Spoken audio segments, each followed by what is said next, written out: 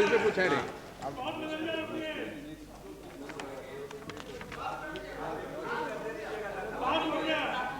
We are now, the bill to amend the Army and Air Force Disposal of Private Property Act 1950, Shri George Fernandes. Madam, I beg to Order, move that the bill please. further to amend the Army and Air Force Disposal of Private Property Act 1950, as passed by Rajya Sabha, be taken into consideration. I would like to make a few observations while moving this motion. The Army and Air Force Disposal of Private Property Act 1950 has a provision under Section 10 of the Act by which private property of service personnel who are no more is given to their next of kin or their dependents without any kind of probate or other document if the value of that property is less than 10,000 rupees. Now this has been in vogue since 1970 when that act was first amended. We are coming before the House second time for the amendment of this act by which we propose to raise the quantum of where it's 5,000 rupees.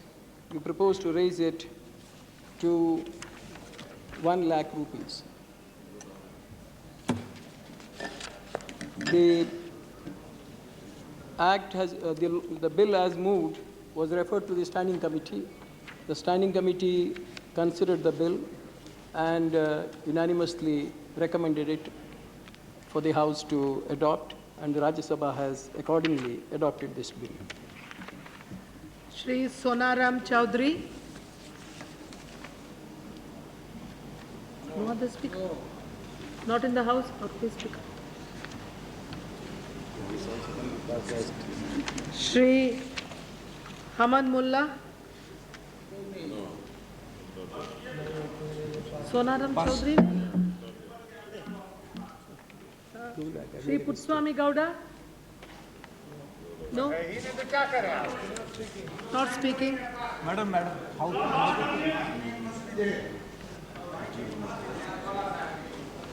Yes, Shri Banatwala ji. I was just going through the names which are before us. Yes, sir.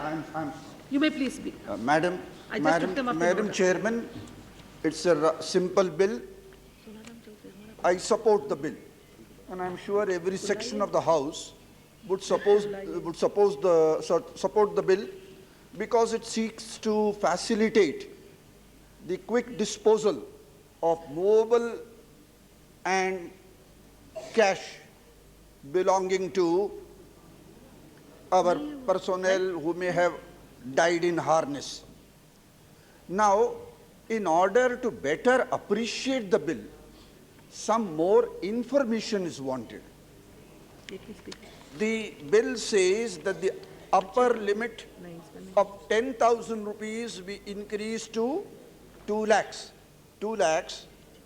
And when the movable property and the cash involved is not more than 2 lakhs, then in that case, the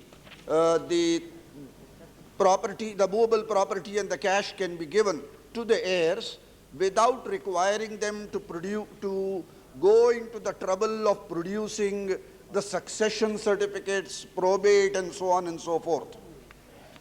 Now, I would like to know from the Honorable Minister, what is the rationale behind deciding this limit of 2 lakhs? 1 lakh. We must be able to understand.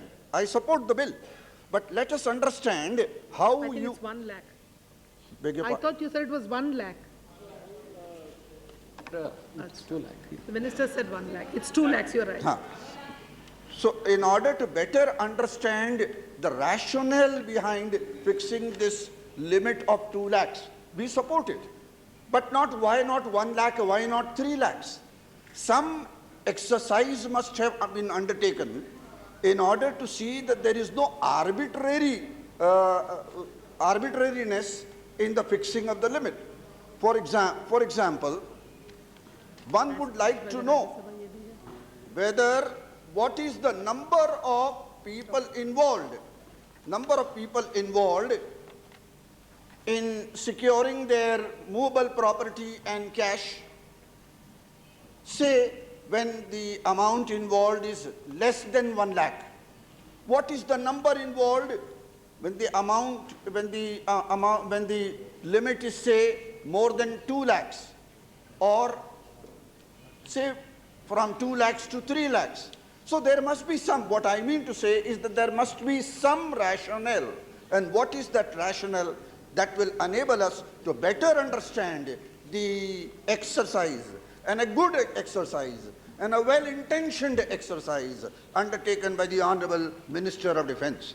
And another small question that came to my mind, I'm sorry I could not study it further, is that the bill applies to Army and the Air Force.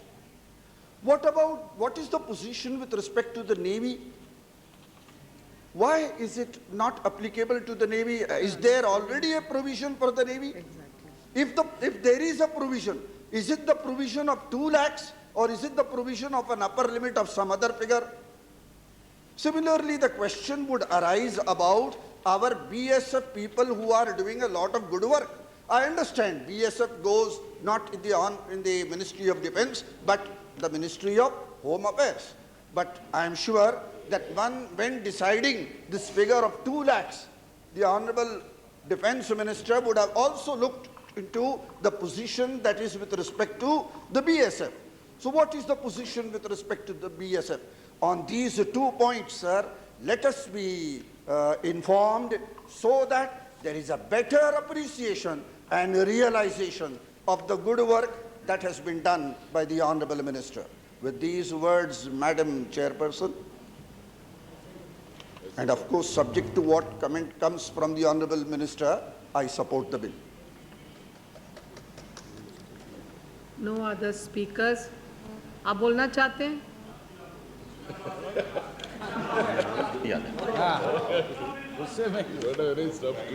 इसके लिए तो कोई limit नहीं थी, वो bill के लिए था, इसमें एग्रीमेंट कोई नहीं था. ठीक है. Would you like to answer? Well, I would like to make first the point that it's not for me to discuss the Border Security Force or any other paramilitary body which does not come under the Army Act. Insofar as the Navy is concerned, another bill to that amending there is the same law that applies to them, but it's a separate act altogether, and that also is sought to be amended accordingly. Now, insofar as the rationale behind raising this quantum from 10,000 to 2 lakh is concerned, well, it was felt that given the fact that this 10,000 rupees was decided during the amendment of this act back in 1970, because originally it was 5,000 rupees when the act was first passed in 1950, and it was raised to 10,000 rupees in 1970. And looking at the value of the rupee and the value of the money generally, it was felt that fixing it at 2 lakh would be a reasonable decision to take. I don't think there has been any kind of a special rationale that has been sought to be made in this. The Honourable Member also wanted to know the number of people who are covered by this kind of a law. Well, we don't have any offhand figures, but this applies only in situations where a person dies when he's on duty, there is some private property which is in his possession, and that has to be disposed. The law is confined only to that limited extent in dealing with the cash or some valuables or any other movable property that may have been in his possession. I think that satisfies the Honourable Member's queries. What about the Naval Amendment Act? The Naval Amendment, as I said, will be brought before the House. For the Navy, it's separate act for amendment is coming. There is a separate act for the Navy, which also has the same provisions, and we'll be coming with an amendment to that act also. Together, With the same. together. Well, What stopped you from doing that? well, it so happened that this bill was prepared earlier and had been moved in the Rajya Sabha back in 1999, January. मैं आपके माध्यम से ये कहना चाहूँगा, वैसे तो मंत्री जी ने सब स्पष्ट कर दिया कि उस व्यक्ति की जो सेना थल सेना में अथवा वायु सेना में हो और उसका ड्यूटी करते हुए अगर हो जाता है, पर्सनल प्रॉपर्टी वाली बात कही। लेकिन पिछले दिनों समाचार पत्रों में एक बयान जो उत्तर प्रदेश की घटना का आया था ब्यौरा, उससे बड़ा वैसी स्थिति पैदा हो गई है कि एक उसका पति जो है युद्ध क्षेत्र में कारगिल के अंदर शौर्य दिखाते हुए वीरगति को प्राप्त हो गया।